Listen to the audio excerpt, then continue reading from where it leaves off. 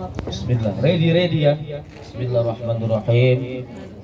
Assalamualaikum warahmatullahi wabarakatuh. Waalaikumsalam warahmatullahi wabarakatuh. Alhamdulillahi wa kafa. Salli wa sallim ala sayyidinal Mustafa wa ala alihi ahli sidqi wal wafa.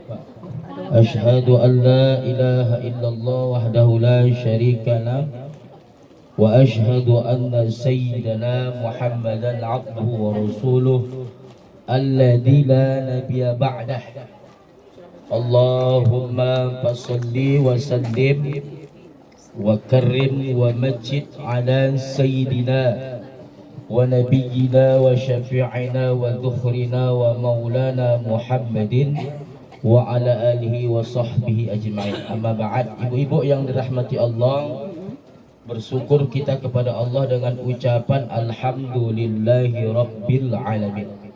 Banyak kita salawat dan salam kepada Rasulullah sallallahu alaihi wasallam.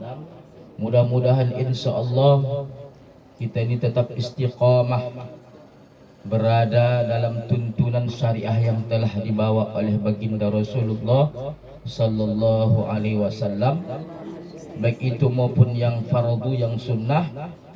Dan insyaallah dengan semua itu kita nanti salah satu tiket mendapatkan kesempatan untuk dapat bertemu, berjumpa, memandang wajah yang mulia Rasulullah sallallahu alaihi wasallam, di mana yauma la yanfa' malun wala banun illa man atallaha biqalbin salim.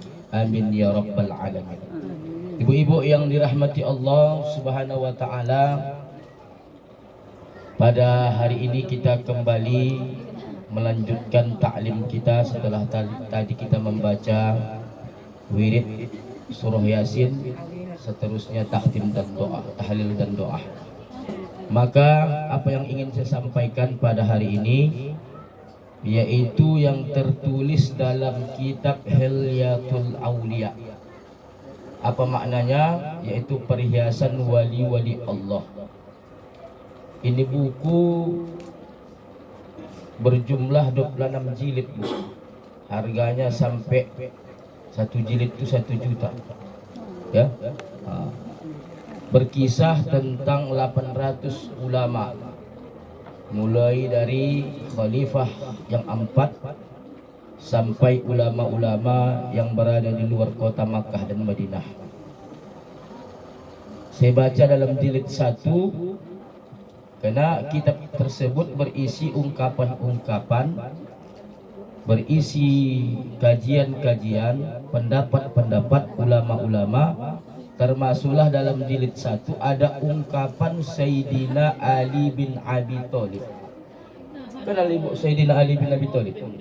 Hah? Konal. Di mana konalannya?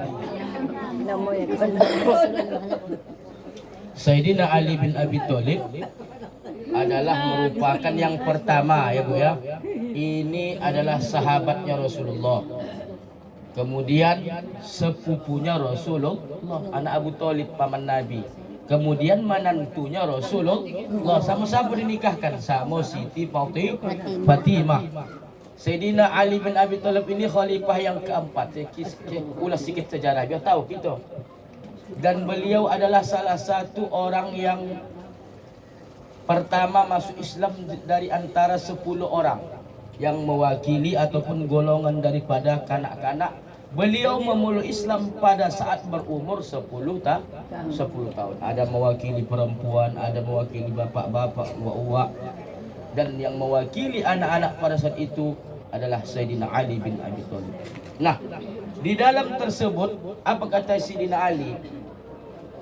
Ya, andai kamu menunggang unta sampai unta tu tua dan awak pun yang menunggangi ikut tua, ya, kalau tak kita raih ini secara bersungguh-sungguh maka takkan kita dapat.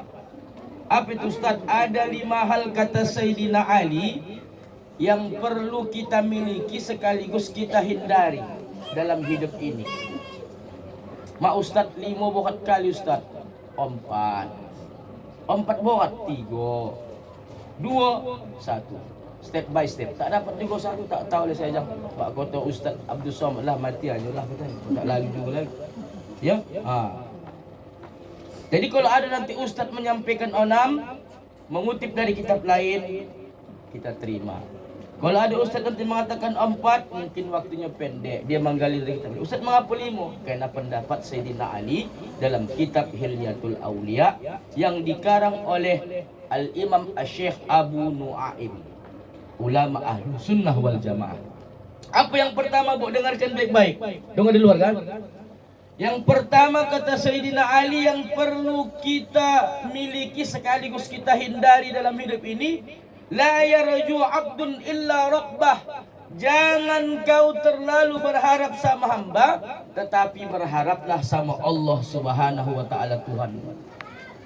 Ya. Kalau kita berharap sama hamba, sama manusia, Bu, apa yang tertimbul? Kecewa. Apa yang timbul? Sedih, kadang marah. Ya. Nangis. Berharap sama manusia, sama hamba, yang timbul adalah kecewa. Yang timbul adalah stres. Sama siapa berharap? Berharap suami, mohon maaf, sama laki. Cuman di rumah tangga kakak tu 15 tahun kami ada yang rumah tangga tak tahap lah, tak tahap. 15 tahun rumah tangga udah 5 anak tak tahap juga laki tu. Iya, 15 tahun lah yang rumah tangga tak tahap, abang pun tak tahap. Berharap sama anak, putus dia. 5 anak, kadang mau begitu awak kan. Tapi tak mamak sini, mamak sana. Iya, mamak sana tu sedang di sini. Kami juga Ya. 5 kamu kulahirkan, antara hidup dan mati satu pun tak tahap kamu. Kamu mak begitu kan? Sama anak, kan? Tak salah kan, betul kan? Ini fakta ini saya ceritakan, tak mengadu-ngadu. Kalau mengadu-ngadu bilang enggak. Ya. Berharap mengapa? Karena la yarju abdun illa rabbah. Udah di garis bawah ya. Jangan berharap sama manusia, sama hamba, sama suami, sama anak. 5 kamu satu pun tak bisa menolong aku. Apalagi anak-anak udah besar, udah berkeluarga. Ya, pinomat sebulan sekali pun menghubungi tak bisa. Siapalah kang men ilmu lah, Bu. Ya kan? Telepon. Ya, ini ibu-ibu ni pun pakai eBay juga ya. Apa ini? Ya kan? Ilmu buaya. Assalamualaikum. Apa kata Pak Topik? Elok lah aku. Kamu ibuku contoh kan tak singgung. Beginilah mak, begini. Iyalah kalau mak di kampung beginilah. Macam mana sawit kita tu mak? Mak kalau nak punya sawit sedap lah ya. Awak ni pun punya sawit. Oh, dah faham lah awak itu. Copot-copot lah dikirim. Dia pun berubah. Makasih anak, berubah. Jadi anak tu. Jadi tak bisa kita terlalu berharap sama hamba, sama manusia, yang timbul adalah kecewa. Berharap sama pemimpin, sudah awak pilih, tak sesuai dengan kenyataan, kecewa. Berharap sama orang yang kita pilih, caleg, cuba boleh hubungi, Pak, ini dulu kami di perkumpulan wirid Yasin Muslimin. Kami dulu seluruh jamaah mencucuk bapak. Apa kata bapak itu? Tapi lah. Ya. Mencucuk lah. Mencoblos ya. Iya. Apa kata yang kasar cakapnya, Bu? Dulu kan sudah saya kasih kan bantuan jilbab, bantuan mikrofon. Apa lagi? Putus hubungan dengan nyamuk. Di telepon yang digantinya nomor HP. Jadi Bu, ada cara. Kalaupun kita maaf cakapnya, sekarang kalau terlalu terbuka kita suami, kang dia marah, emosi. Ini kang capek pula suami. Kan, Assalamualaikum salam. Itu kan dijawab, Waalaikumsalam. Ucapkan minum ini. Assalamualaikum. Udah cair bang. Cair pula dia. Maka pinta sama Allah. Kalau kita kang meminta langsung, Bu, itu tadilah. Tak peka, dia tak peka. Banyak suami ni yang tak peka. Kan? Peka, minta sama Allah setiap solat berjamaah. Ya Allah ya Rabb, sudah 20 tahun kami nambah rumah tangga. Tapi ingin aku saya jenggot udang tu saya pun boleh dapat. Iya. Tapi ingin aku ya Allah, aku tengokkan kami rakyat muslim untuk memaki, aku tak pernah maki. Datang lagi belakang. Amin. Amin lagi. Marah suami tak marah. Kenapa? Karena kita minta sama Allah. Tapi kalau minta langsung belum tentu. Kan? Bakal lain lawak. Tapi kalau minta sama Allah iya pula. Kalau mudah terbuka pintu hatinya. Iya pula. Iya pula. Aku ni pun udah 20 tahun kok tak pernah aku bolehkan pula rumah kita bayar dah. Saya ikut udang. Kan? Apa namanya ni? Pacat konyang namanya. Pacat konyang. Dia penting. Apa lagi mak udah mengadu sama Allah bah. Macam mana Allah kan kau buat aku di jalan talung takut dia. Tapi kalau langsung belum tentu tembus. Nanti sekali mainkan strategi buat minta sama Allah. Ada yang ibu inginkan nak ganti apa ibu? Tapi itulah. Nah ibu-ibu yang dirahmati Allah Subhanahu Wa Taala, kita ni pun begitu juga dalam berjamaah tak bisa terlalu berharap. Ada ibu-ibu anggota Wid Rasin ni sakit. Masuk rumah sakit tak datang satupun jamaah. Kecewa memang. Tapi tak bisa kita harapkan. Yang tegalah kamu jang. Udah 25 tahun aku nak wirid ni satu pun kamu tahu nak menjenguk aku ke diusada. Tak tahu. Marah. Bisa kita marah. Kenapa? Itu tadi kuncinya dikunci. Jangan terlalu berharap awak tamu hamba. Jangan terlalu berharap kita tidak dijenguk. Diundang ada pesta pernikahan kita undang. Jiran tak datang. Banyak saja alasan. Berharap kita, berharap. Tapi jangan terlalu berharap. Kalau tak datang ni udah. Husnuzan. Mungkin dia ada persoalan, ada halangan dan lain sebagainya. Kami pun ustaz-ustaz penceramah ni tak bisa terlalu berharap sama ibu pejamah ni. Kalau seorang ibu undang tak usah diundang. Ya kan? Ada kadang diundang awak ceramah, ditengok amplopnya alhamdulillah. Adakah engkau dah saya khutbah Jumat? Ya kan? Begitu disalamkan sampai rumah batukah amplop jadi amplop bilang. Tak saya datangi. Ikhlas saya dah. Memang ini rezeki awak. Orang rumah nang sibuk. Tak apa lah mendatang BKF. Ustaz, mohon maaf Ustaz, tak tukar amplop. Memang tak saya buka lah pula. Nanti biar pula saya batukah. Menukar.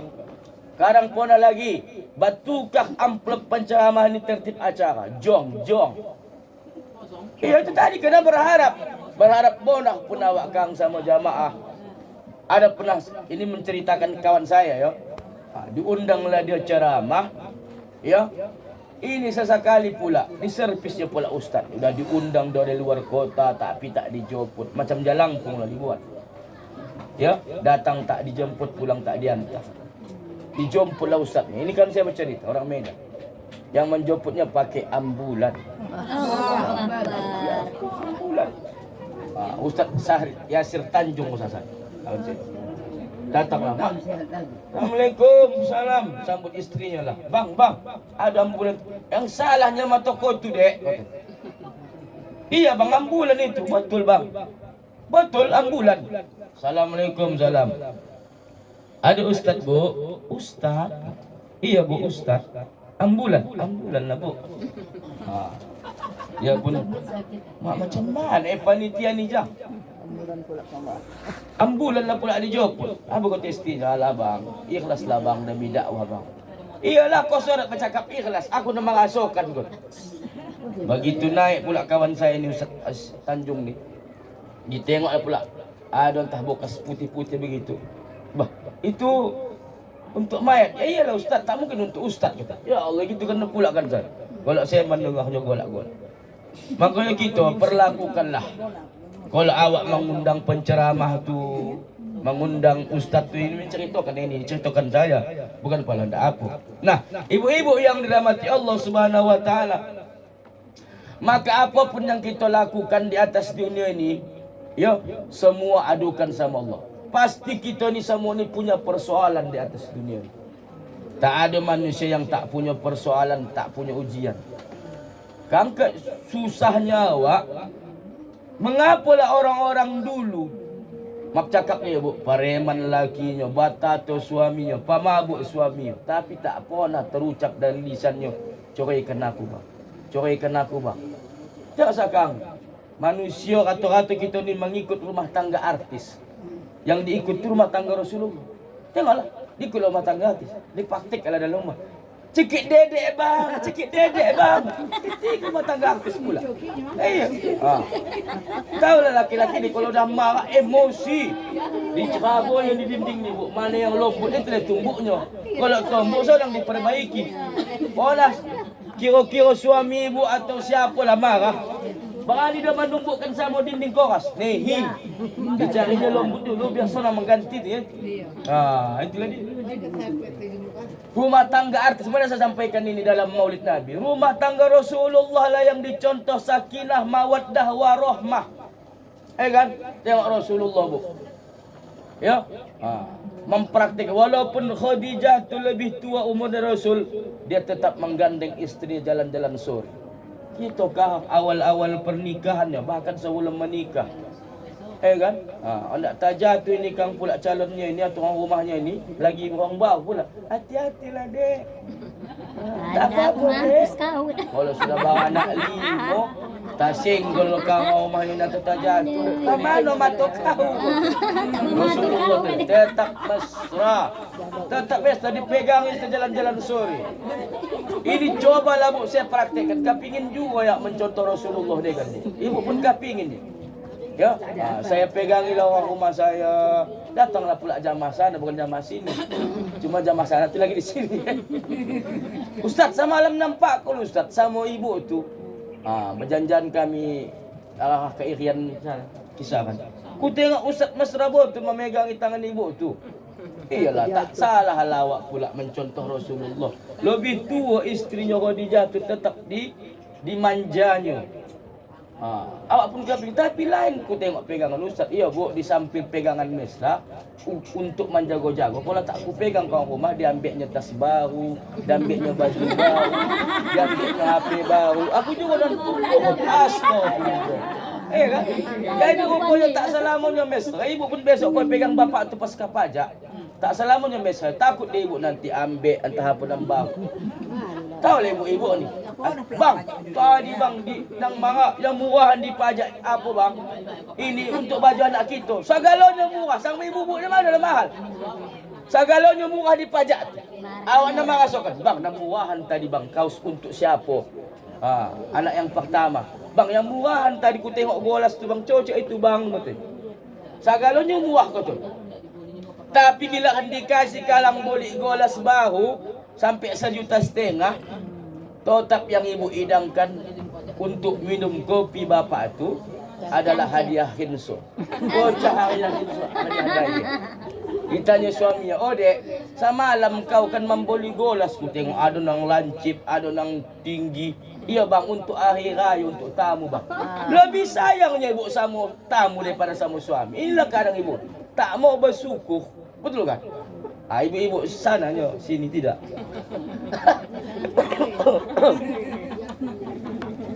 Dan kita mesti hidup ini bu, janganlah kalau memang sudah pasti yang pasti. Ini kadang kita gara-gara mengejar sesuatu yang tak pasti, kita korbankan yang pasti. Apa contohnya Ustaz? Ini saya pernah, ini kan kereta saya sudah period. Itu Ustaz, ini tak musim lagi Ustaz. Pecek lah cocok Ustaz. Ya kan? Dijual lain. Jadi DP. Begitu di kredit nanti 4 bulan tak lalu awak. Timbul entah corona entah apa. Tak batal kat dia. Itulah yang dikatakan syair bu. Walaupun tak serjan bala maribu ya. Ini terpahamnya apa namanya? Pahamnya tinggi nih bu. Apa namanya? Maknanya dalam ini. Inilah sering yang kita lakukan dalam kehidupan. Apa kata sebuah syair saya baca? Jangan dipaksa berlari cepat, awas terjatuh, badan terhempas. Maksud dituju belum tentu dapat, benda di tangan habis terlepas. Maksud dituju belum tentu dapat, benda di tangan habis terlepas. Dunia teroreng, dunia teroreng, dunia kan si dunia semuanya ni. Udah elok kang awak punya yang kontan dijual supaya dapat sikit di kredit nambah. Begitu lagi. Ya, adang kono. Ibu sana sisi tidak.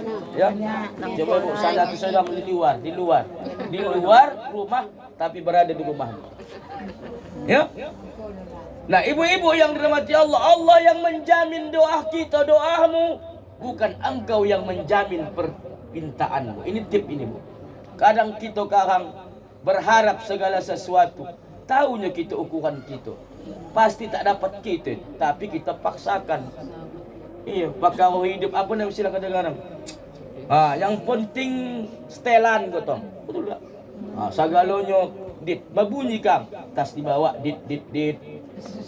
Kredit ya. Iya.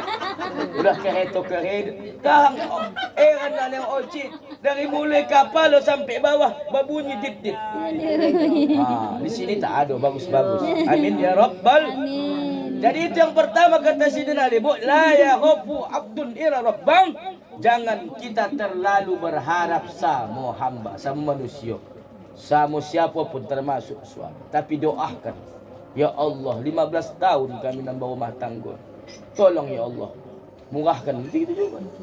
Itu yang pertama. Yang kedua, Bu, ajan tu tak pakai mic ya. Belum lagi. Yang kedua, apa pesan Sayyidina Ali kepada kita? La yakhafu illa dambah. Jangan kau merasa dihantui, ditakuti akan dosa-dosamu yang lalu. Kalau di kitab Nasuhilul Ibad, Imam An-Nawawi Al-Bantani mengatakan, tanda-tanda atau ciri-ciri orang yang bahagia itu ada 4. Salah satunya adalah untuk dosamu ingatlah. Beda. Mengapa diingat? Supaya kita timbul mawas diri. Tak jatuh ke lubang yang sama, pohon pisang tak berbuah 2 kali. Kalau dalam hal ini, Sayyidina Ali mengatakan la yakhafu. Mawas diri boleh terhadap dosa yang lalu, tapi jangan merasa dihantui. Ini salah. Alah cik wirid kita, cik, ini Selasa, tak lalu ku adik doh. Banyak kali dosaku. Tak terampuni Allah dosaku ni. Kalau aku ingat masa muda aku, ya Allah ya Rabb. Ya, diajak sembahyang tarawih begitu juga tak lalu ku. Di rumah Nisa je lah, aku malu aku. Kawanku dulu, nampaknya aku yang berbuat, takut aku nanti dikata-kata di masjid. Itulah timbul pesimis, padahal salah. Kita harus optimis. Apapun dosa yang kita lakukan kecuali dosa syirik, itu pasti mendapatkan ampunan dari Allah. Wasari'u ila maghfiratin min rabbikum wa jannatin arduwas samawati wal ardh. Nah, kita yakin dan percaya seluruh dosa kita ini pasti mendapatkan ampunan, Bu, kecuali syirik. Apa syirik, Bu? Mensyarikatkan Allah, mensekutukan Allah. Maka jago itu. Cuma perlu saya kasih tahu ibu-ibu, jangan ibu pikir syirik ni kita hanya berdukun saja, salah. Sekarang dalam prakteknya pun kita mau pun. Ya, mohon maaf ya, saya agak sampaikan ini. Kita kadang ada pesta, ya, manggil pawang, tolak pawang. Tolong dulu Pak, aku nak pesta. Hari apa nama? Angin semua bagus. Iya, yang nak pesta dia ni. Iya. Selama pesta, ya, satu pinta aku sama kau, jangan kau buang angin ya. Jangan buang angin. Kalau nak pesta buang angin.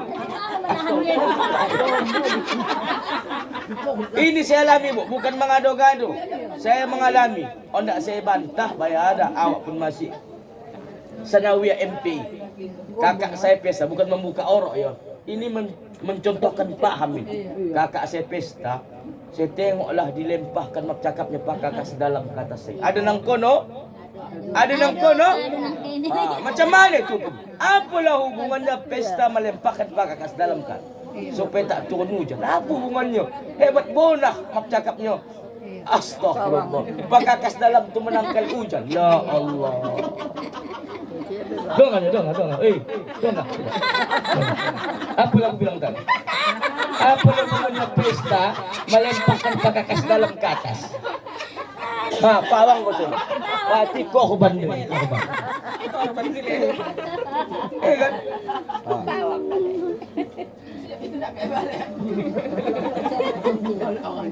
Ini lega. Bagorak mata. Bagorak. Abah rindu itu Ocik itu rindu. Ada yang rindu sama Ocik. Rupanya biasa Ocik itu naik kolesterolnya stroke. Kan? Itu bu tahayul menawarkan burung. Mak siapa lagaknya ni yo? Besok diumumkan di musala muslimin. Cicit. Siapa lo mak? Mak siapa ni mak? Siapa nak sakit di kampung ni kau? Rupanya besok burung tu mati kena panah. Itu tahayul bu. Itu syirik. Ini mohon maaf yo. Dan paling bu tersinggung bayar. Saya menyampaikan ini. Nah. Tadi kadang-kadang mau buat tu.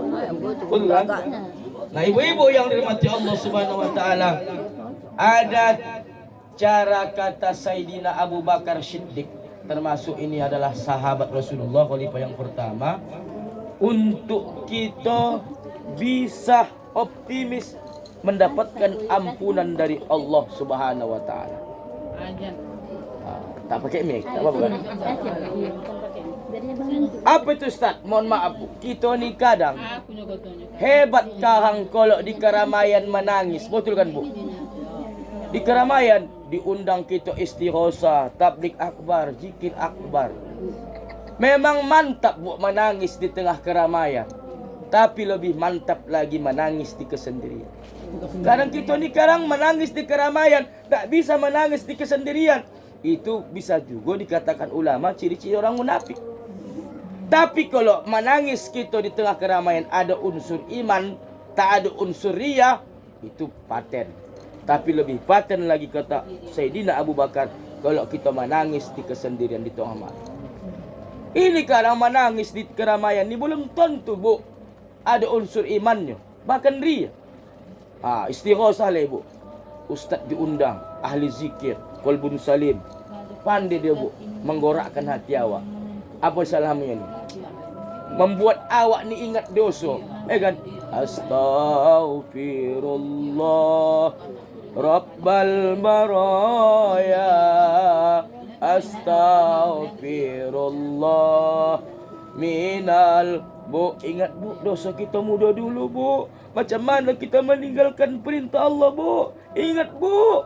Nangislah. Astaghfirullah. Ingat Bu, macam mana dosa awak kau yang sama orang tua Bu. Sekarang bayangkan orang tua kita sudah tiada, sempat kita minta ampun, makin menangis. Bayangkan Bu, macam mana dosa ibu sama suami. Waktu ibu dulu mencuci celana bapak tu nampak ibu di merah, tak jujur ibu sama bapak. Banyak sekali.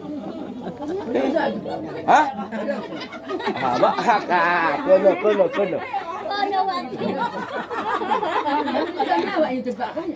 Bagian yang baik. Kan? Ulang zikir. Ku tengok tadi Cik tersondu-sondu. Iyo, begitulah Ustaz tu mengkorek kita untuk menimbulkan dosa-dosa supaya dapat ampunan dari Allah. Ya, tak bisa fokus aku. Tak ingat aku angsuranku yang belum kubayar. Ada lagi yang solihnya Pak. Menangis kan menangis saja jadi wat. Wah, mengapa napa? Kau mau menangis kan? Orang tu masih tangis-tangis. Jadi menangislah kita di tengah keramaian. Tapi kalau ada unsur iman paten, mengingat dosa-dosa kita yang lalu. Tapi lebih paten lagi kalau kita menangis di tengah malam di kesendirian. Makanya Bu, dalam hadis qudsi dikatakan Rasul, ada 3 golongan yang membuat Allah menarik balik azabnya. Ini Bu, Allah nak diturunkannya azabnya di Tanjung Balai. Bukan mencinta-cintakan Bu. Pasti dalam hati qudsi, ingin rasanya aku menimpakan azabku kalau aku tengok hamba-hambaku berbuat zolim. Itu lagi. Tapi ku tarik balik murkaku, kata Allah. Azabku, gempa ku tak jadi ku turunkan di Tanjung Balai. Ya kan? Disebabkan aku melihat 3 golongan. Dengarkan baik-baik. Yang pertama apa kata Allah dalam hadis qudsi? Masih ku tengok lagi orang-orang tua yang paruh baya berzikir tengah malam, solat tahajud. Ibu-ibu inilah orang-orang tua saya. Ya, amak-amak saya ini menangis tengah malam, ingat dosa. Ya, berzikir, bermunajat kepada Allah. Allah tarik balik azabnya, tak jadi kutuk. Masih banyak lagi ku tengok jamaah wirid Yasin, pengajian muslimin tu yang masih mau bangun tengah malam. Kadang bangunnya kita tengah malam.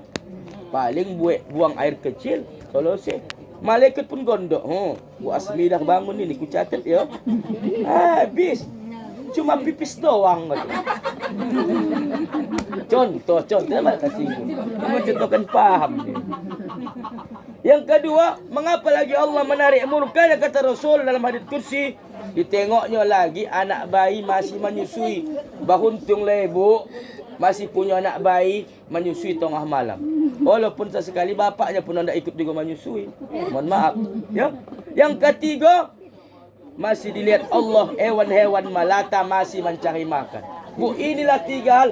Allah tarik balik murkanya dari Tanjung Baleni. Tapi bu, sebaliknya, mengapalah terjadi gempa bumi? Udah bisa jad? Ini salah gunakan ini bu, salah gunakan ini hadis nih bu. Mengapa Ustaz bilang begitu? Ditengok Allah tengah malam orang tua menyusui, anak bayi dibunuh hidup-hidup, hewan melata dipapijai. Kabalik ikut hadis, turunlah murka Allah. Mapa paham Ustaz? Banyak sekarang orang-orang tua yang dayus, yang tak reseh. Dia menengok anaknya pulang pagi. Ya. Bahkan sekarang, mohon maaf, kalau ditangkap polisi, maaf cakapnya, pernah razia asusila. Bang anak 3, bang anak yang tertangkap di hotel Zorantan. Betul tidak? Betul, pelakor gara-gara diktator. Ya, mohon maaf.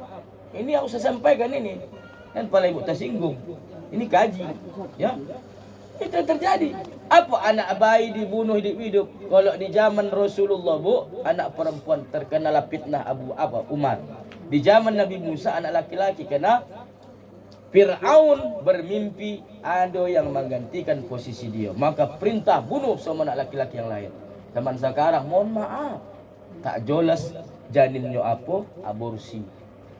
Pernah ibu baca di berita TV bu, hampir 50 janin tertanam di belakang klinik. Wah Allah ya Allah, luar biasa. Ya, makanya turun murka Allah. Karena tak balik ikut hadis kursi itu dibuat. Allah menarik murkanya karena ada orang tua yang berzikir tengah malam. Anak bayi masih menyusui. Hewan-hewan melata mencari makan. Tapi terbalik ikut hari ini. Nah, ada lagi cara lain kata Sayyidina Abu Bakar, bu. Kalau kita mengingat mati sekaligus supaya kita optimis dapat ampunan. Kalau kita takziah, bu, tidak ada salahnya, mohon maaf, kita pegang mayat. Wih, mak yang dingin yang beginilah besok puasa kan ya Allah ya Rabb. Sekarang mau bu membuat koras hati itu jadi lembut. Itu juga. Ini kan kita tengok lain. Orang bertakziah ini lain. Udahlah tahu kakak tu, Oci itu yang meninggal suaminya yang sud. Batanya dan batanya. Iya, assalamualaikum, salam.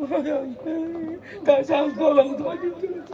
Baru semalam nampak aku dalam terpiala dunia.